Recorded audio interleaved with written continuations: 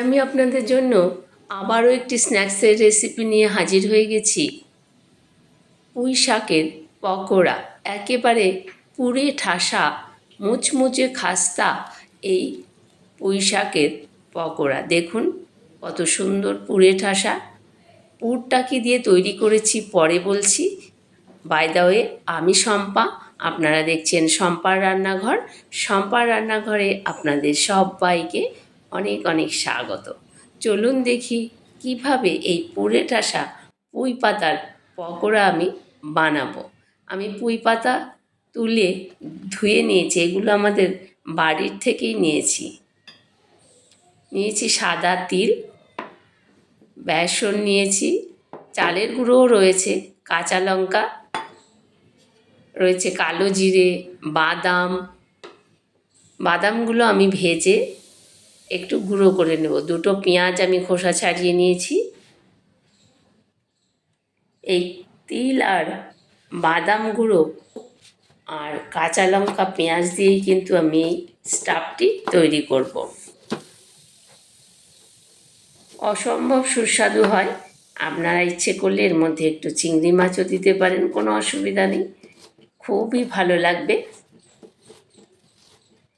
আমি যেহেতু নিরামিষভাবে করেছি তাই আর এখানে চিংড়ি মাছ দিলাম না। ছোট্ট ছোট্ট কুচো কুচো চিংড়ি আছে, সেই চিংড়ি দিয়েও কিন্তু এই পকোড়াটা তৈরি করা যায়। এছাড়া কিমা, মাংসের কিমাও দিতে পারেন, সয়াবিন কিমা দিতে পারেন, অনেক কিছু দিয়েই এই পুরটি তৈরি করা যায়। দেখুন আপনাদের একটা রান্না করতে গিয়ে কতগুলো রেসিপি আমি বলে দিলাম কীভাবে তৈরি করা যায়। শম্পার রান্নাঘর এই চ্যানেলে আপনারা কিন্তু পারফেক্ট বাঙালি, অল ওভার ইন্ডিয়ার যে কোনো রেসিপি পারফেক্টভাবে পেয়ে যাবেন, পারফেক্ট রেসিপি পাবেন। কাঁচা লঙ্কাও কথা বলতে বলতে কাটা হয়ে গেল, আমি একেবারে মিহি চপ করে নিচ্ছি। দেখুন পুরের মধ্যে দেওয়ার জন্য দারুণ সুস্বাদু হয় পুঁই শাকের পকোড়া। বাদাম ভেজে দেখুন আমি কিন্তু একটু গুঁড়ো করে নিয়েছি, আর তিলও বেটে নিয়েছি। আমি তিল কিন্তু একেবারে মিহি পেস্ট করিনি, হালকা ক্র্যাশ করে নিয়েছি। দেখুন ঠিক পোস্তর বড়া যেভাবে করে সেই রকমভাবে তিলটা আমি বেটেছি। অতিরিক্ত মিহি করে ফেলিনি বা ট্যালটেলে জল দিয়ে ট্যালটেলে করিনি। সামান্য একটি সাদা তেল দিলাম, আপনারা চাইলে সর্ষের তেলও দিতে পারেন এই পুর তৈরি করার জন্য। এত ভালো লাগে এই রেসিপিটা, একবার না বানিয়ে খেলে আপনারা বিশ্বাস করতে পারবেন না। পেঁয়াজগুলো আমি লাল লাল করে ভেজে নেব। আপনারা ইচ্ছে করলে এর মধ্যে একটি ছোটো ছোটো করে নারকেল কুচি করেও দিতে পারেন, মুখে পড়লে বেশ ভালো লাগবে। অথবা ছোটো চিংড়ি দিয়েও করতে পারেন, একেবারে কুচো চিংড়ি আছে সেই চিংড়ি দিয়ে দারুণ হয় খেতে। আমি নিরামিষভাবে দেখালাম, অন্য দিন না হয় চিংড়ি দিয়ে দেখাবো। খুবই সুস্বাদু হয় এই পুঁই পাতার পকোড়া। শাক পাতাও যে এত খেতে ভালো হয়, মাছ মাংস খেলে কিন্তু এই পাতার পকোড়াই খেয়ে নেবেন। দিয়ে দিলাম এবার কাঁচা লঙ্কা, দিয়ে দিলাম তিল বাটা যেটা পেস্ট করে রেখেছিলাম। দেখুন তিল কিন্তু একদম মিহি পেস্ট নয়, হালকা একটু পেস্ট করে দিয়েছি। এইবার বাদামের গুঁড়োটা দিয়ে দিলাম, অসম্ভব খেতে ভালো হয়। খুব ভালো করে নেড়ে চেড়ে স্টাফটা তৈরি করে নেব আমি। অনেককে দেখেছি কুচিয়ে পকোড়া করতে, সেভাবেও ভালো লাগে। একটু চিনি দিলাম, নুনও দিয়ে দিয়েছি হয়তো আমি অফ ক্যামেরাতে। স্টাফ কিন্তু রেডি হয়ে গেছে, এবার আমি নামিয়ে ফেললাম। দেখুন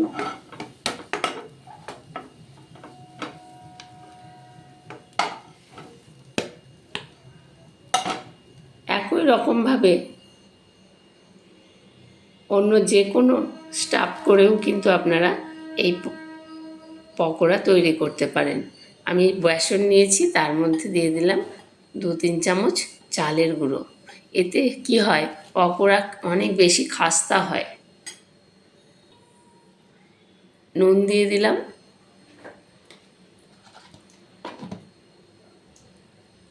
একটুখানি হলুদ গুঁড়ো দিলাম। এবার শুকনো উপকরণগুলো আগে ভালো করে মিলিয়ে নেব। একটু চিলি ফ্লেক্স দিলাম স্বাদের জন্য, গন্ধের জন্য। শুকনো উপকরণগুলো ভালো করে মিশিয়ে নিচ্ছি।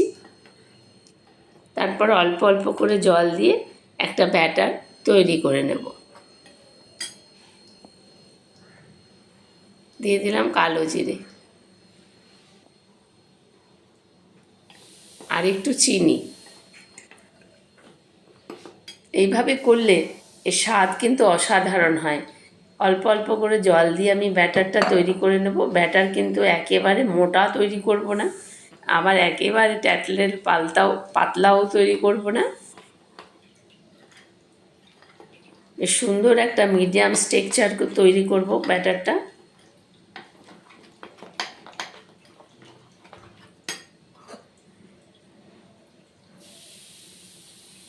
ব্যাটারটা প্রায় রেডি হয়ে গেছে। এরপরে আমি একটুখানি ঢাকনা দিয়ে ঢেকে রেস্টে রেখে দেবো 10 মিনিটের মতন। যে কোনো ব্যাটার আগে তৈরি করে 10-15 মিনিট রেস্টে রাখলে সেই পকোড়াটা কিন্তু খেতে খুব ভালো হয়। চালের যে গুঁড়োটা সেটা ভিজে যায় ভালোভাবে। দেখুন আমি এই রকম স্ট্রাকচারে করেছি, কারণ অতিরিক্ত গ্যাদগ্যাদে বেসন হলে ভালো লাগে না। এইবারে পুঁইয়ের পাতার যে বোটাগুলো সেগুলো আমি কেটে নিচ্ছি। দেখুন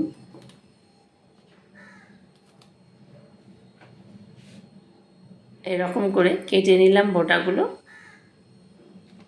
বড় বড় পাতা নিয়েছি আমি। এবারে একটা পাতা নিলাম, দেখুন স্টাফ করছি ভেতরে। এরকম স্টাফ করে আপনারা চাল কুমড়ো পাতা, লাউ পাতা, কুমড়ো পাতা, যে কোনো পাতারই কিন্তু সুন্দর পকোড়া তৈরি করতে পারেন। এরকম করে ভাঁজ দিলে ভালো হচ্ছে। পুঁই শাক, চাল কুমড়ো পাতা ভাঁজ করতে খুব সুবিধা, কিন্তু পুঁই শাক ভাঁজ করাটা একটু ঝামেলার। ঠিক এই রকম আমি একটা লবঙ্গ দিয়ে আটকে দেব। এই দেখুন একটা লবঙ্গ দিয়ে দিয়েছি, আটকে দিলাম। ঠিক একই রকমভাবে সবগুলো কিন্তু আমি তৈরি করে নেব। তৈরি করে নিয়ে একেবারে ভাজতে চলে যাব।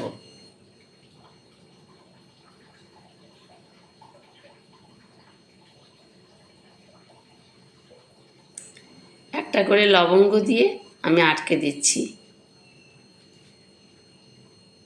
দারুণ হয় এইভাবে স্টাফ করে যদি পুঁই পাতার পকোড়া তৈরি করা যায়, অপূর্ব লাগে। দেখুন একই রকমভাবে আমি সবগুলো তৈরি করে নেব। দেখুন তৈরি করা হয়ে গেছে। এবার আমি তেল দিয়ে দিলাম কড়ার মধ্যে পরিমাণ মতন।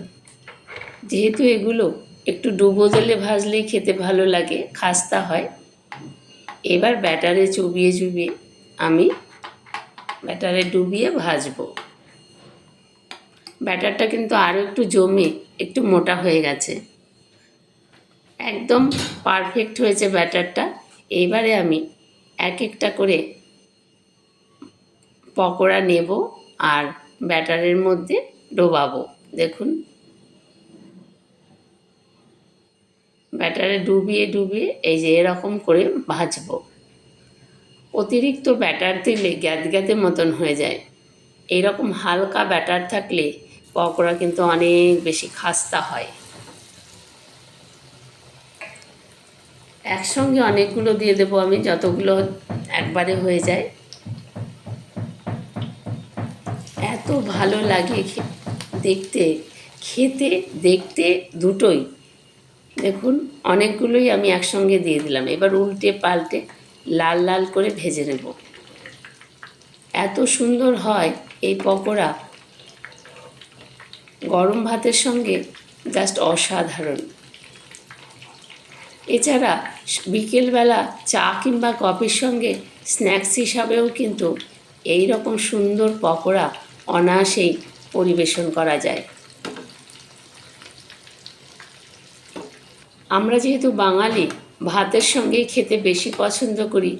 ডাল ভাত অথবা ঘি দিয়ে ভাত মেখে এই রকম সুন্দর পকোড়া দিয়েও কিন্তু খেতে আমরা পছন্দ করি। আমরা যেহেতু বাঙালি, বাঙালিরা ভাতের সঙ্গে খেতেই ভালোবাসে। কিন্তু এই রকম পকোড়া দেখবেন স্ট্রিট ফুডে রাস্তায় বিক্রি হয় চা কিংবা কফির সাথে। দারুণ সুস্বাদু, দেখুন একেবারে খাস্তা মুচমুচে হয়ে গেছে। দেখুন কত সুন্দর হয়েছে পকোড়াগুলো, যেমন দেখতে তেমন কিন্তু খেতে।